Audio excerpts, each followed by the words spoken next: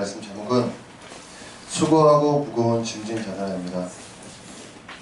오늘 말씀은 여기 계신 장년분들을 위한 말씀이 아니라 사람이라고 말할 수 있는 내 안에 영이 있다고 말하는 모든 사람들은 들어야 할 그런 말씀입니다. 오늘 말씀을 통해서 삶이 무겁고 너무 수고스러운 이 삶이 너무 자기에게 무겁게 짓눌리시는 분들이 있다면 청소년이든 청년이든 장년이든 상관없이 동일한 마음으로 말씀을 들으시고 예수님의 초청에 반응하시기 바랍니다. 오늘 말씀의 제목은 수고하고 무거운 짐진 자들아입니다. 오늘 말씀은 예수님의 초청입니다. 예수님이 우리에게 주시는 초청으로서 삶에 지친 사람들에게 예수님께서 직접 보내시는 초청장입니다. 인생이라는 무거운 짐을 혼자 짊어진 자들에게 또 뚜렷한 소망이 없이 하루하루를 살아가는 사람들에게 지금 예수님께서는 내게로 오라 초청하고 계십니다. 지금 이 부분은 설교의 처음 부분으로서 그냥 지나가고 말로 꺼내고 흘려가 버리는 부분이 절대 아닙니다. 이 부분은 오늘 설교가 이런 분들이 듣고 은혜 받으시고 열쇠를 찾아가셔야 할 그런 부분이라고 말하는 부분이기 때문에 지금 인생이라는 무거운 짐을 혼자 짊어진 자들에게 뚜렷한 소망이 없이 그냥 하루하루를 살아가는 사람들에게 그 자신 반응하면서 들어야 합니다. 우리는 예수님의 이 초청을 받아들이기 전에 한 가지를 먼저 깨달아야 합니다. 초청장은 왔는데 그 전에 한 가지 깨달을 것, 그거 무엇이냐? 예수님의 초청보다 먼저 깨달을 것이 바로 내가 수고하고 짐진 자다, 이 사실을 아는 것입니다. 내 인생 가운데 지침이 있구나, 무거운 짐을 지는 가운데 내가 그렇게도 수고를 했구나, 이것을 깨달은 사람만이 오늘 초청에 반응할 수 있습니다. 이거를 못 깨달으면 이 초청장도 볼 수가 없습니다.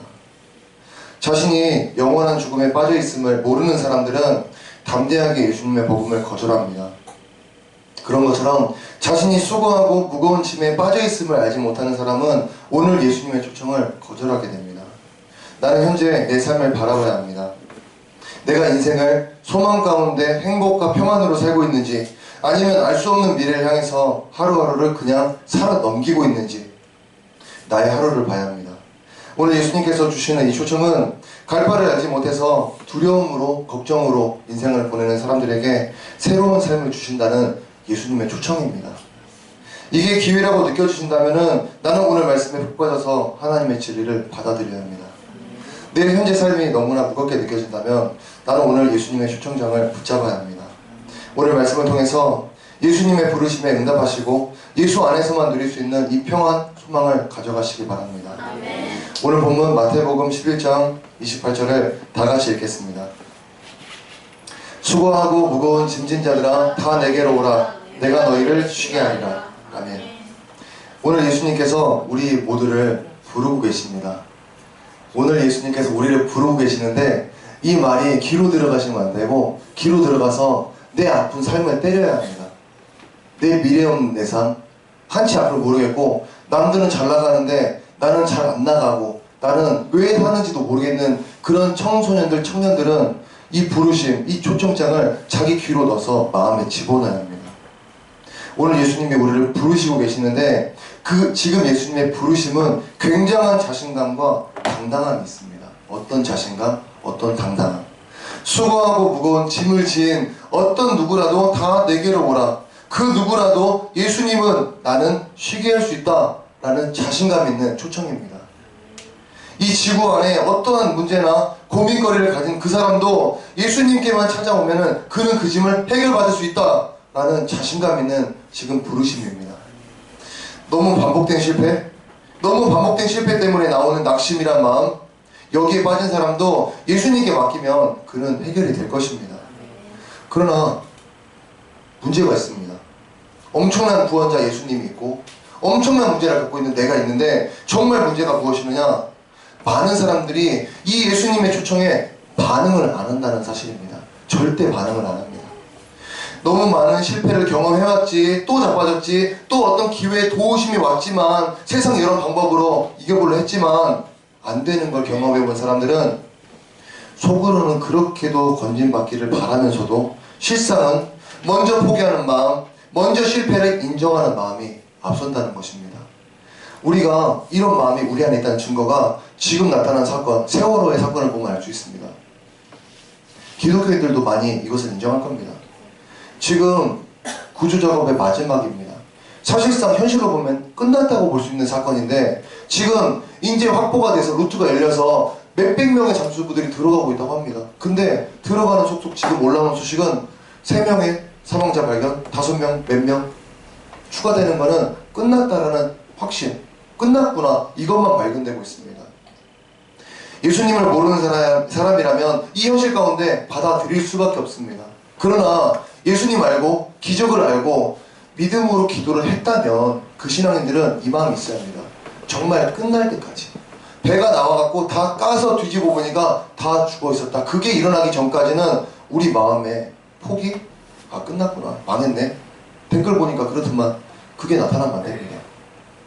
저는 첫날에 이 사건 보고 처음 접하고 아 큰일 났네, 배가 자빠졌구나, 근데 다 구조가 됐다고 처음에 기사 그렇게 나왔습니다. 그래서 아유 큰일 날 뻔했네. 근데 끝나고 몇 시간 후에 보니까 그게 아니라 그 안에 갇혀있는데 지금 엄청난 사건이 터졌는데, 제가 그래서 그때 기도를 해야겠다 싶어서 기도를 들어갔습니다. 그때 기도를 들어갔는데 아무리 생각해봐도 나는 멀쩡히 앉아있고 저기 애들은 죽을 고비에서 벌벌 떨고 있을 것이고, 이거는 신앙인의 마음이 아닙니다. 동일한 마음, 쟤네 그 공간에 들어가서 같이 기도를 해야지, 그 마음으로. 그래서 그 마음으로 기도했더니 막 눈물이 막 납니다. 너무 눈물이 나갖고 걔네들의 두려움으로, 걔네의 걱정으로 기도를 하니까 눈물 막 나가지고 눈물 막 흘리면서 1시간가량 기도를 했습니다. 그 기도를 하고 다음날 다다음날 똑같은 이제 계속 사건들 망했고 끝났고 안되고, 지금 우리나라에서 2번째로 물살이 센 그곳, 한치 앞이 안 보여서 잠수부도 못 들어가고 정부에서도 손쓸 도리가 없는 그 상황, 그 상황을 보니까 저도 막 낙심이 되고 아 이거는 안 되는 건가? 이런 게 침투됐습니다. 그때마다 제가 거절하는 게, 네가 기도를 할 것이면은 그 생각을 하지 말든가, 이 생각을 할 것이면 기도를 하지 말든가, 둘 중 하나 해야지. 기도하고 걱정하고 기도하고 낙심하고 뭔가 안 맞는 겁니다. 지금 뉴스 보면은 사실상 현실적으로는 끝났습니다. 그냥 끝났습니다. 시신만 찾고 끝나는 상황인데, 기도를 했다면, 내 안에 믿음이 있고 만약 기도를 했다면 우리 이걸 놓으면 안 됩니다. 하나님 혹시 나는 모르니까 하나님이 그들을, 생명의 주인이 그들을 생명을 그렇게 하셨는지 이렇게 하셨는지 나는 모르지만 기도하는 입장에서는 그걸 안 놓고 그러는 게 합당하다, 저는 그렇게 여깁니다. 우리 삶도 마찬가지입니다. 여기 모여있는 청소년 똑같습니다. 작년이 안 되어봤지만 삶의 막힘, 실패를 너무 많이 경험해봤고 도저히 미래를 보지 않고 소망을 안 바라보고 예수님을 안 잡습니다. 왜냐? 자기의 반복된 실패가 낙심이라는 것을 추출해냈기 때문에 예수 믿어봐야 안 될 것 같은데요? 기도해봐야, 신앙생활 열심히 해봐야 안 될 것 같은데요? 라는 습관이 우리 안에, 청소년, 청년 안에 들어가 있습니다. 저는 그게 거기서 나와야 한다고 보기 때문에 오늘 이 초청장이 저나 작년에게 오는 게 아니라 전부 다에게 지금 다가오고 있다는 사실을 반복해서 말하고 있습니다. 우리는 속으로 건진받기를 그렇게도 바랍니다. 정말 바랍니다. 그러는데 실상은 내 마음에 먼저 포기하는 마음, 저 세월호 사건처럼 먼저 포기하는 마음과 실패를 인정하는 마음이 앞선다는 겁니다. 무거운 삶의 무게가 많은 신앙인들을 일어나보자 이렇게 하는 마음보다 그냥 되는 대로 살자, 흘러가는 대로 살자, 이런 마음으로 굳어지게 만든다는 것입니다. 그리고 잘못된 목표를 가져옵니다. 거기서 내 자녀, 내 가족은 내가 반드시 먹여 살려야지, 나처럼 살게 할 수 없어, 내가 겪은 이 고통 절대 내 가족, 내 자녀에게 대물림 할 수 없어 라는 왜곡된 목표가 다가오기 시작합니다. 부모는 자녀를 양육하기 위해서 존재하는 것은 사실입니다. 그러나 자녀의 모든 것을 책임지기 위해서 보냄받은 것은 아닙니다. 부모는 자녀를 책임지고 이 자녀가 자라서 또 부모가 되어서 그 자녀의 미래를 위해서 달리고 있다면 정작 자기 인생을 사는 사람은 누굽니까? 정작 자기 인생 사는 사람, 모든 사람이 자기 자녀 보살피는데 나처럼 살지 마 해서 열심히 달리고 있다면 그게 정상적인 인생일까요? 만약에 가정합니다. 예수님이 없는 세상이라면, 예수님이 없다면 이런 방식은 가장 희생적이고 사랑이 있는 인생일 것입니다. 그러나 문제는 하나님이 계시고 예수님이 계시고 죽음 후에 내 삶을 판단하실 예수님께서 나를 1대1로 대면하길 원하신다는 점입니다. 너 인생 중에 뭐하고 왔니? 저 내 자녀한테 저와 같은 고통 당하지 말라고 돈 벌어다 줬는데요. 삶의 환경 개선시켜줬는데요. 그런 대답 원치 않으십니다. 성경에다가 원하시는 말을 다 적어놨습니다.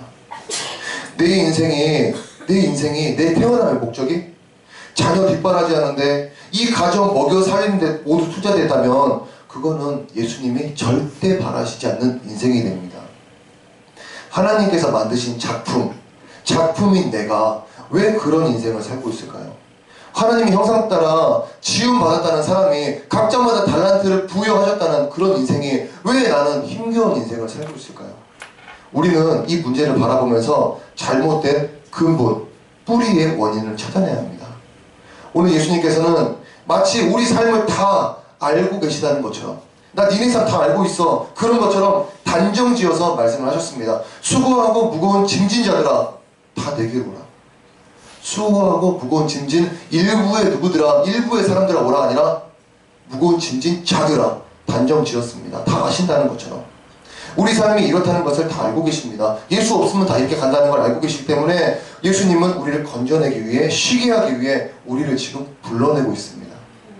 우리는 예수님의 사랑하심에 가득한 이 초청에 응답하기 위해서 내 삶, 내 모든 부분을 검증하고 뒤집어야 합니다.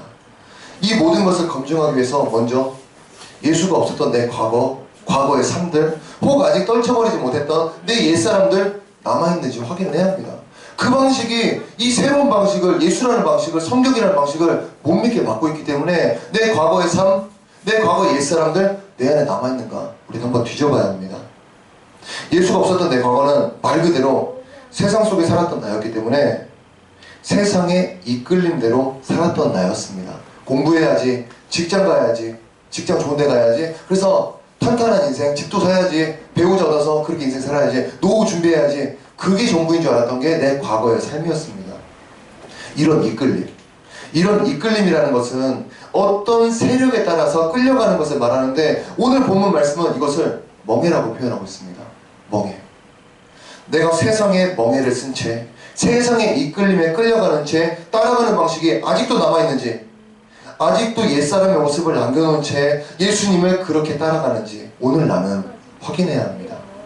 사람이 분명 기억할 것은 한 가지, 이 지구상에 거하는 날 동안 분명 두 세력 중에 한 세력에 따라 이끌려갈 것이다. 이것을 우리가 인정해야 합니다.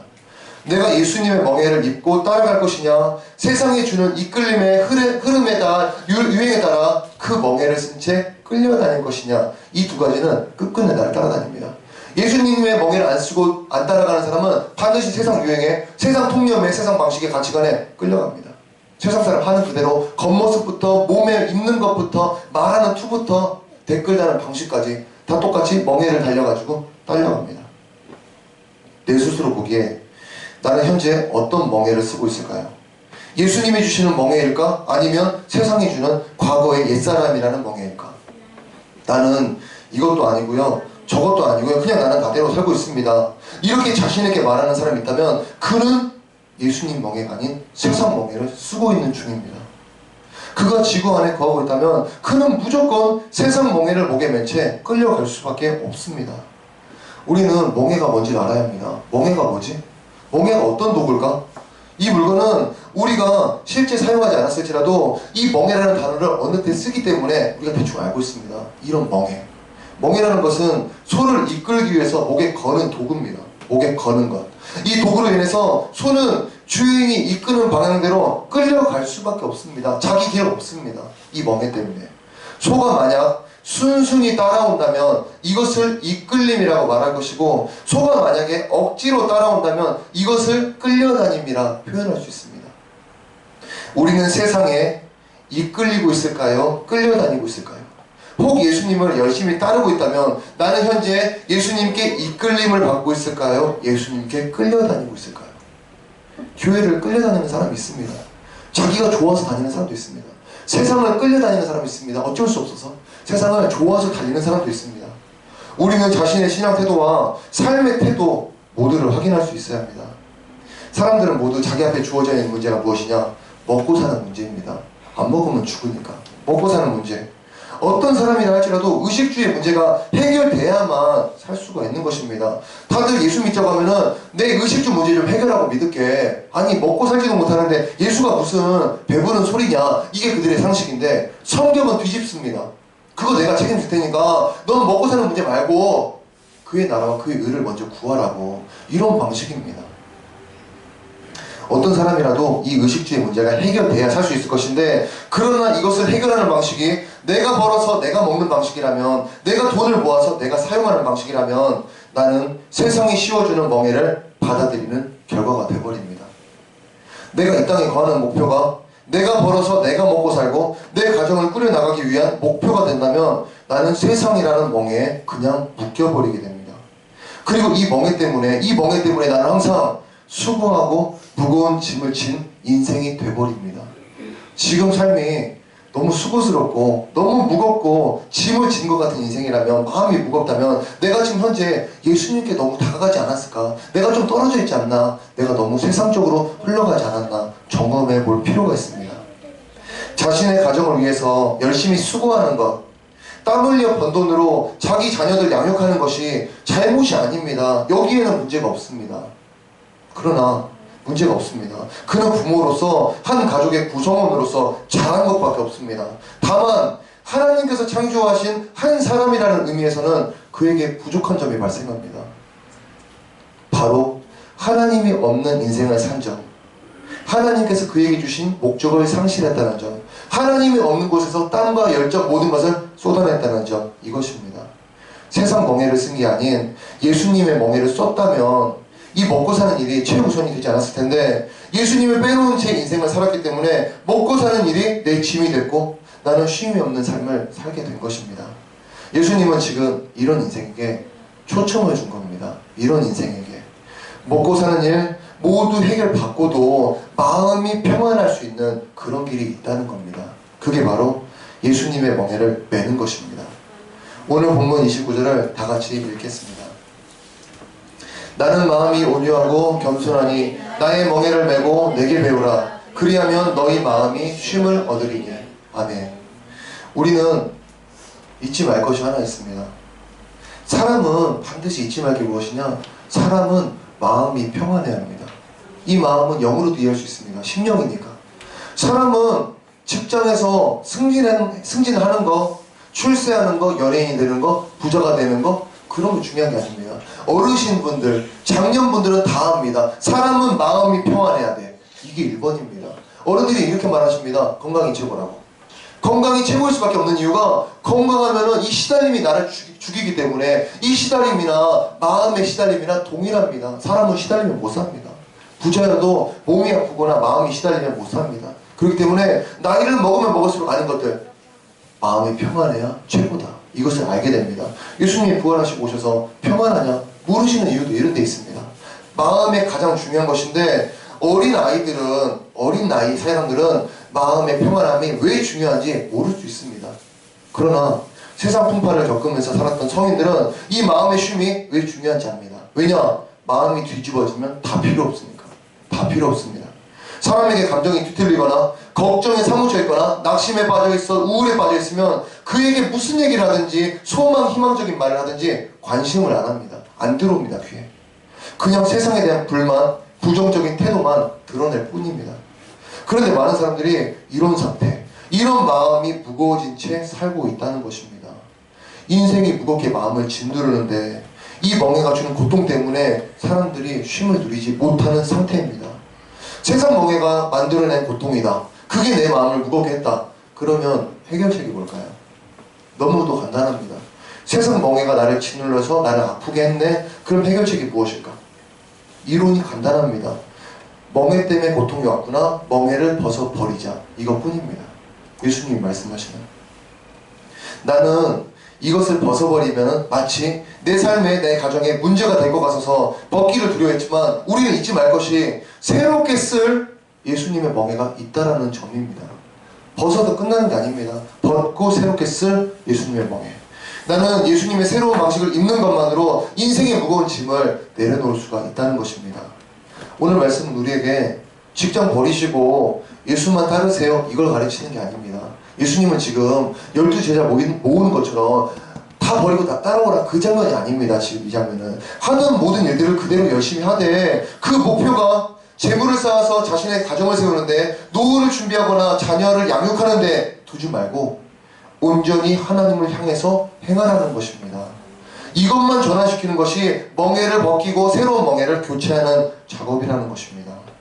자녀를 양육해도 이제는 말씀대로 하나님이 바라시는 대로 키우는 것이고, 노후를 준비해도 안락한 노후가 아니라 내 노년에 하나님이 어떤 사명을 이룰 것인가 고민하는 것입니다. 이 시대에 전도하는 분들 많을 겁니다. 노인분들, 청년보다 팔팔하신 분들보다 노인들이 더 열심히 하는 분들 곳곳에 많이 있습니다. 그분들이 어떻게 영향을 받았느냐, 젊은 청년 하나가 직장에서 어떤 큰 업적을 이루는 것보다 노인 한 명이 지하철 가서 어디 가서 새 생명 한 명 건져내는 게 더 값지다는 것을 우리가 인정하고 하나님이 인정하십니다. 나이가 상관없습니다. 어떤 인생? 상관이 없습니다. 그가 재능이 있어 없어? 상관없습니다. 그가 가치 있는 인생을 살고자 한다면, 마음이 행복한 인생을 살고 싶다면 반드시 하나님의 뜻대로 예수님의 멍에를 입은 채 살아야 한다는 것입니다. 우리는 세상이 씌워주는 멍에와 예수님이 주시는 멍에를 비교할 수 있어야 합니다. 비교. 새로운 기계와 낡은 기계를 비교함으로써 우리는 내가 정들었고 손때 묻은 기계이지만 그것보다 더 좋은 것으로 갈아치우듯이, 세상 멍에는 우리가 예수님의 멍에와 비교한 후에 버려야 합니다. 세상 멍에는 모든 사람들, 예수님을 모르는 모든 사람들이 입고 있습니다. 예수 안 믿는 모든 자들이 가난하든 부하든 유명하든 그렇지 않든 상관없이 다 입고 있습니다. 그 증거로서 TV 프로그램들이 가난한 자를 찾아가 보면은 다 가난의 허덕임의 그 불편들, 그것을 말하고, 부자들을 찾아가면 일반 예능 프로에서 연예인들이 나오면 자신의 삶을 얘기하다가 막 웁니다. 이상하죠? 분명히 목표는 모든 인생이 돈이나 재력을 위해서 성공을 위해서 달려가면, 가난한 자들 인터뷰하면 눈물 나올 수 있고, 이 연예인들을 인터뷰하면 눈물이 안 나와야 정상입니다. 그런데 이 사람들도 힘들다 허덕이고, 이 사람들도 자살을 고민하고, 뭔가 이상한 겁니다. 우리는 세상 멍에를 쓰고 있는 어느 누구도 같다는 사실을 인정해야 합니다. 알 수 없는 저 미래에 대한 불안, 만족되지 않는 나의 모습, 수많은 것들이 그들을 괴롭히기 때문에 그 누구도 마음의 쉼을 얻을 수 없습니다. 부자를 부러워할 것도 아니고, 연예인, 국회의원이라 해도 그들의 삶이 전혀 부러운 것도 아닙니다. 어느 누구도 그 속내를 열어보면 수고하고 무거운 짐진자일 뿐입니다. 말씀을 배운 우리가 어딜 향해 달려야 할까요? 재물을 많이 쌓은 부유한 자들을 향해야 할까요? 아니면 우리가 값비싼, 우리가 이 멍에, 예수님이 주시는 멍에 이쪽으로 향해 달려가야 할까요? 우리는 마음을 정해야 합니다. 말씀을 들어보니까 이 내용 참 간단합니다. 전의 삶들 버리고 예수님을 위한 인생을 살자는 거구나. 너무나도 간단합니다. 듣기에 간단한데 우리가 안 되는 이유는 우리 마음속에 일어나는 욕구들과 우리가 원하고 우리가 바라는 지향점들이 자꾸 나를 괴롭힙니다. TV를 보니까 드라마가 우리한테 자꾸 설교를 합니다. 광고, 그 짧은 30초의 광고들이 엄청나게 치밀하게 계산된 노래, 치밀하게 계산된 그 모든 각도, 구도들이, 영상미들이, 그 연예인들의 연기, 그것들이 나를 자꾸 뭔가를 가르칩니다. 이렇게 사야 행복한 거라고. 자꾸 어떤 잘생긴 사람이, 이쁜 여자가 나와서 청년들에게 뭐를 주장합니다. 맥주를 마시고서 그 막 통쾌한 모습 보여주고, 멋있는 모습, 정말 쿨한 모습, 그런 걸 보여주면서 니네들의 살 모습은 이거야. 너네도 니네 몸에 화장하고 문신하고 옷을 꾸미고 약 입고 이렇게 멋있게 쿨하게, 미련한 놈 있으면 좀 뒤통수 한 대 때려주고 막말 좀 하고, 그게 멋있는 거 아니겠어? 쿨한 거 아니겠어? 이렇게 가르쳐 줍니다. 지금 코미디언 프로 보면은 보통 얘기가 아닙니다. 비방하고 놀리고 이 사람을 막 밑으로 깔아 밟으면 모든 패널들이, 옆에 있는 사람들이 웃고 즐겨합니다. 그럼 시청률이 올라갑니다. 너무 재밌는 현상. 왜 좋은 얘기하고 덕담하면서 즐거워할 수는 없을까? 왜 개그는 남을 까야 하고 괴롭혀야지? 남을 무시해야지? 바보 취급해야지? 그래야 시청률이 올라가고 말을 독하게 내뱉을수록 고정자리를 획득할 수 있는 이 세상 시스템은 뭘까? 거기에 우리가 살고 있습니다. 젖어가지고.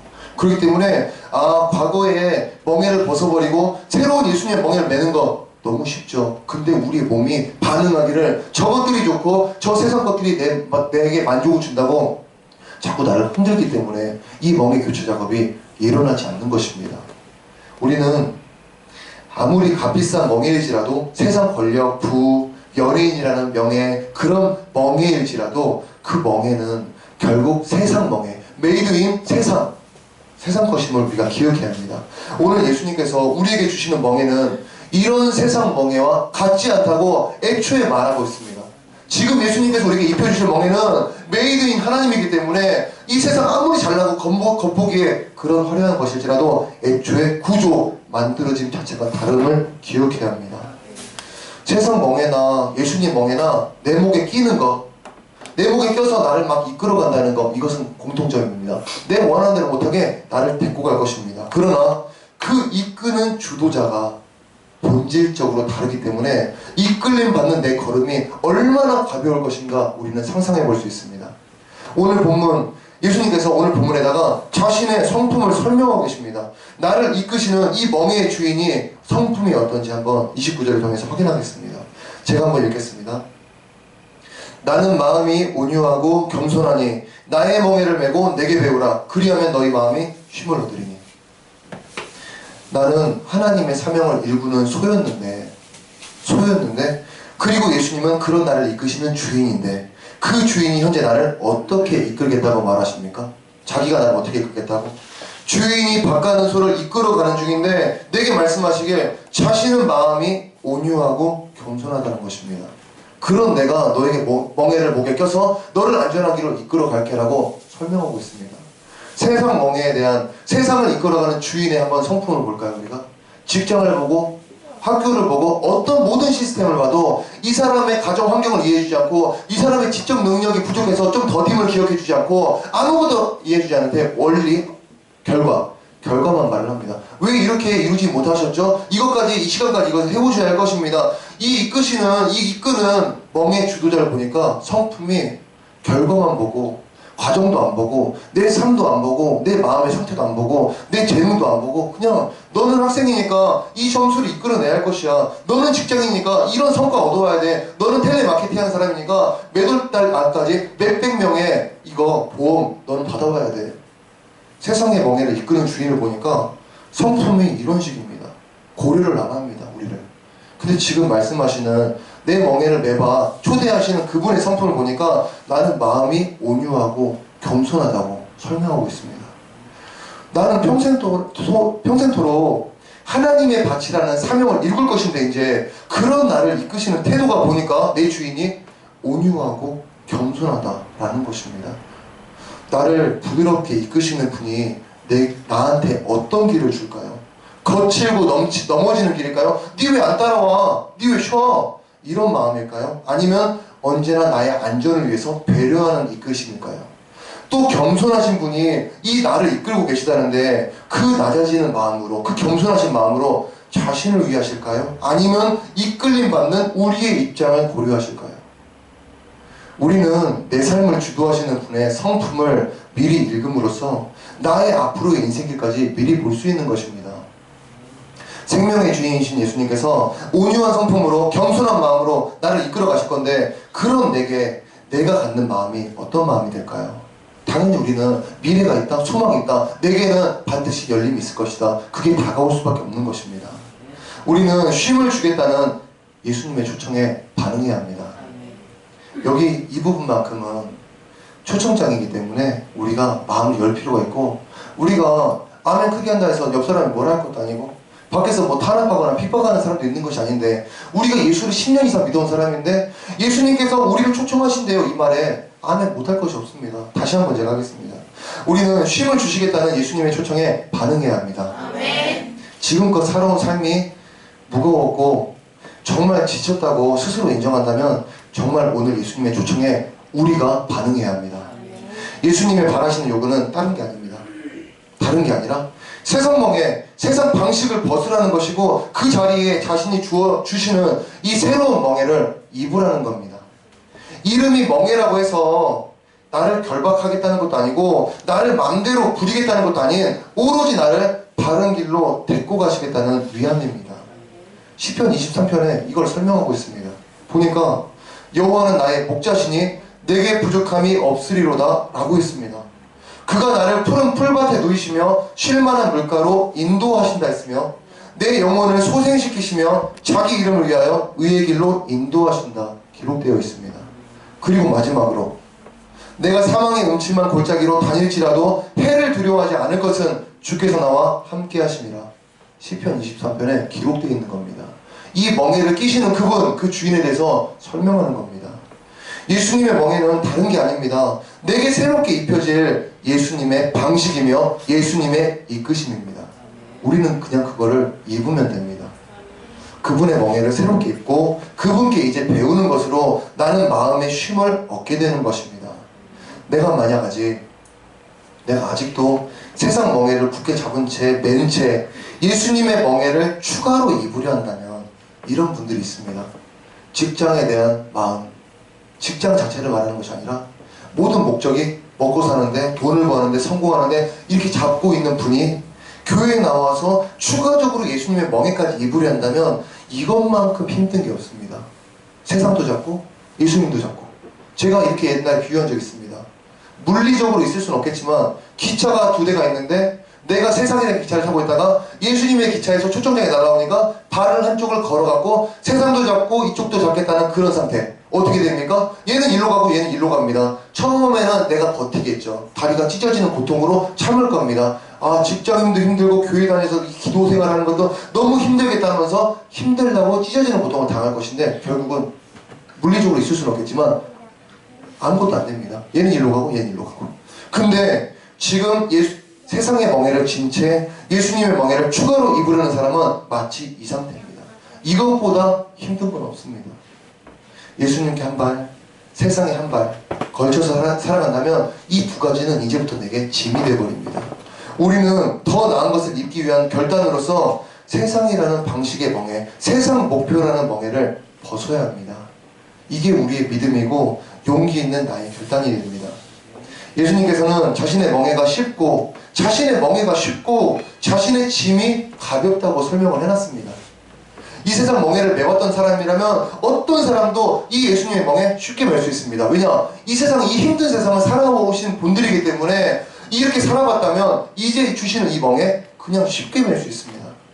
가장 무겁고 가장 괴로운 멍에를 메봤기 때문에 이제 매는 예수님의 새 멍에는 가벼울 뿐더러 내 마음을 쉬게 할 만큼 만족스러운 것이 됩니다. 어느 누구도 하나님의 말씀, 하나님의 법을 무거운 짐이라 말하지 않을 것입니다.